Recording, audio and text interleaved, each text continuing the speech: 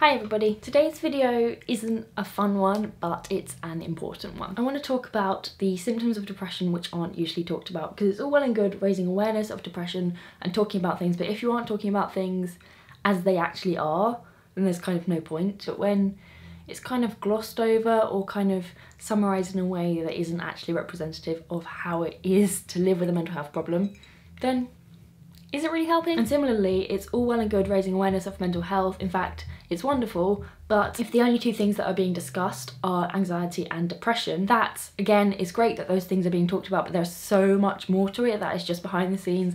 So many other disorders and symptoms and ways of life that people have which just aren't talked about because they're not mainstream. I'm always super aware that in my videos on mental health I do talk about depression and anxiety, but that's what I have, so I can only really talk from experience. But I would love at some point to do videos on other things, just because I feel like the conversation is so one way in terms of just talking about anxiety and depression. So I don't know, if you're a YouTuber that has some other kind of mental illness and would like to do some kind of collaboration with me, then I would love to. I would love to talk about a broader variety of topics, but I just feel like I can't speak for other people, I can't tell other people's stories. Anyway, on to today's video. Today's video is about depression, and it's about the symptoms which aren't usually talked about or are misunderstood. This just kind of stemmed from the discourse that I see a lot online, which isn't really representative of the symptoms which I experience, and not to say that the people who are talking about their experiences are lying. Obviously everybody experiences things differently, so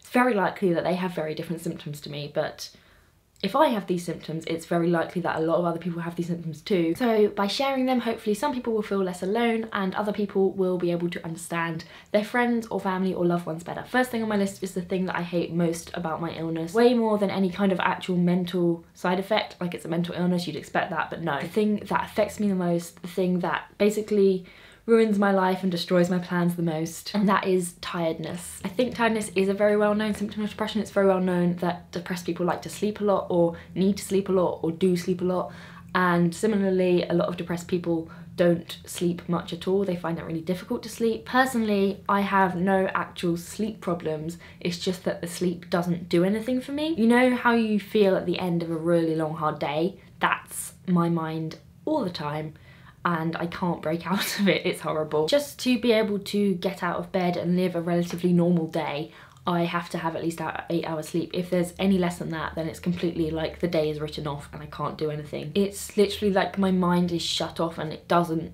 function at all. Sometimes I have enough energy to kind of pull through it, but a lot of the time if I haven't had those 8 hours of sleep, I do not have a day. I just lie in bed and wait for the next day. And the thing is, I feel so down about myself if I don't have a productive day. If I'm not being productive, then my mood is really low. I'm usually in bed between sort of 10 and 11 o'clock. I know that's not super early, but I think compared to most people my age, that is pretty early, especially people with my lifestyle, like students. They don't really go to bed early. Talking of being a student, when I go out, I have to leave quite early because I can't physically stay awake. It's not like I'm tired but I can just carry on. It's like once the tiredness sets into like that kind of level, I will fall asleep standing up, so I have to go home. It's that kind of tiredness. It's not the sort of thing you can kind of push through. It's like literally, I'm tired, that's the day done. The worst thing is that, as I said, no matter how much sleep I get, it doesn't get any better. I can have a full 8, 9, 10 hours sleep and then be up for just a couple of hours and then have to have another 2 or 3 hour nap. And in the time that I am awake, I don't feel like I'm fully awake. Like, I feel like the groggy tiredness feeling that you feel when you just first waking up and you're sort of still half asleep. That's how I feel all the time. I'm basically a zombie. I have a feeling it's linked more to my antidepressants than the actual depression, but it could be a side effect or it could be a symptom because it's listed as both. All the side effects of antidepressants are just symptoms of depression. It's like tiredness, foggy-headedness, suicidal thoughts, low mood. Maybe antidepressants and their side effects are a topic for another video, but ever since I started taking them, my tiredness has been way worse. When I came off them for like a year and a half, I think, I still had it, and now I'm back on them again. Still have it. I've been to the doctor about it as well. It's not like I'm just sitting here complaining and doing nothing about it. I've been to the doctor, I've had blood tests, I've had ECGs, I've had some kind of other scan, I can't remember what it was, but they can't find anything wrong with me. I'm not anemic, I'm not diabetic, and yeah, basically all the tests came back fine, so it's literally just all in my head. Yay, mental illness. The next thing on my list is memory loss. I hate this so much. For the first sort of 15 years of my life, I had the best memory. I could remember everything. People used to ask me if I had a photographic memory, which I didn't. I just remembered things. I had a good memory. I had a very good, smart, healthy brain. I was always top of my class in school. Like I was on like all this gifted and talented things and all that horrible stuff. My brain worked very well. It was very good at remembering things, and it did very well in school because of it. Now, the majority of my life is a blur. I don't remember any of it. A lot of the time my friends are telling a story about something we've done together and I don't remember it. It probably doesn't make them feel amazing either, because it's just kind of like, oh, we had this amazing time together and you forgot it, so obviously it didn't mean anything to you. But that's not true. Things go in and then they just disappear. They get lost in there or something. Don't know. I hate the whole kind of societal values of smart being good when you can't really help just how your brain is and how it remembers information and stuff.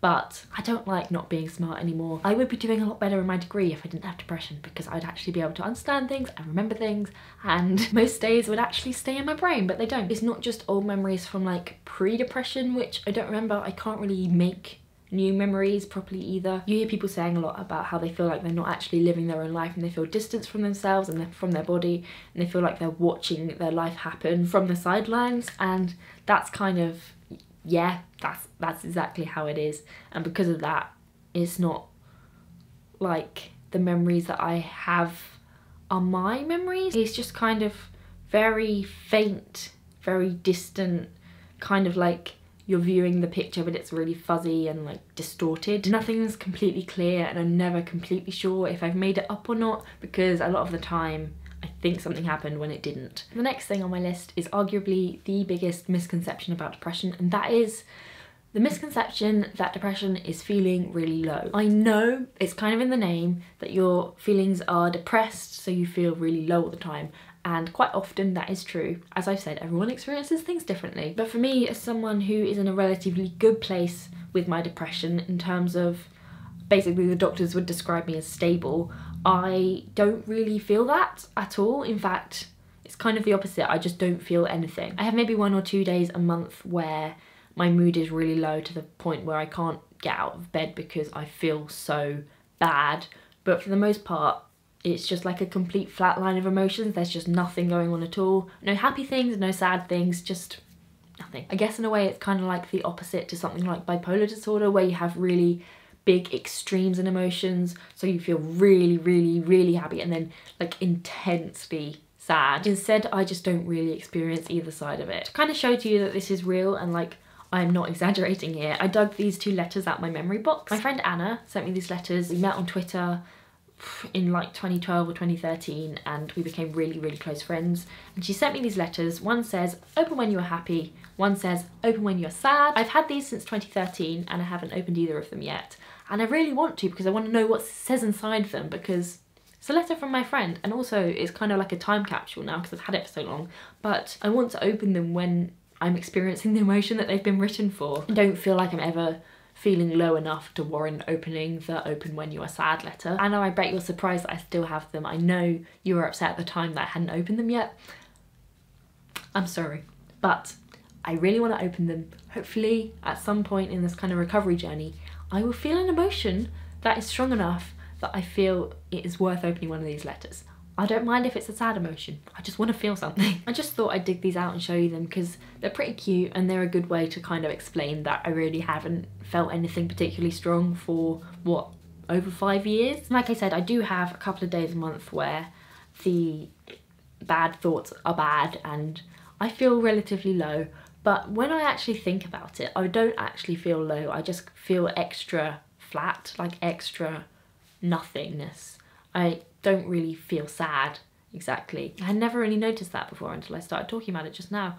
But yeah, I don't think in those times I don't actually feel anything, which is strange. Anyway, self-discovery is great. There are loads of other symptoms which aren't spoken about that much. Things like brain fog and lack of concentration. Decision-making can be really difficult. Looking after yourself can be really difficult. There are so many things. I just wanted to touch on the 3 which I felt were affecting me the most and also the least represented or the most misunderstood. That's not to say, of course, that any other symptoms are less valid or anything like that. If there's something that you experience and you feel isn't particularly well represented even in like the mental health community or whatever, feel free to talk about it in the comments below. I think if there's something I've not touched on what you think is important to touch on, then there are probably other people thinking the same thing, and it'll be nice to kind of feel kind of represented in the fact that other people are experiencing the same things as you. So if you're comfortable and happy to share those things, please do in the comments below. I really hope this video wasn't too depressing. I don't mean this to be a pity party or anything like that. Talking about these things is important and it's healthy, and I am obviously receiving various forms of treatment, so it's not like I'm just coming on here and crying because I have a lot of problems. They're being sorted. I am good, I'm okay, so don't panic. If you are struggling with depression or any other mental health issue, then I really encourage you to reach out for help. Things can be treated and things can be managed, and life can be a lot easier to live. I'll leave some useful resources in the description below. Thank you very much for watching. Like I said, feel free to share any experiences you have in the comments below if you're happy and comfortable to, and I will see you very soon.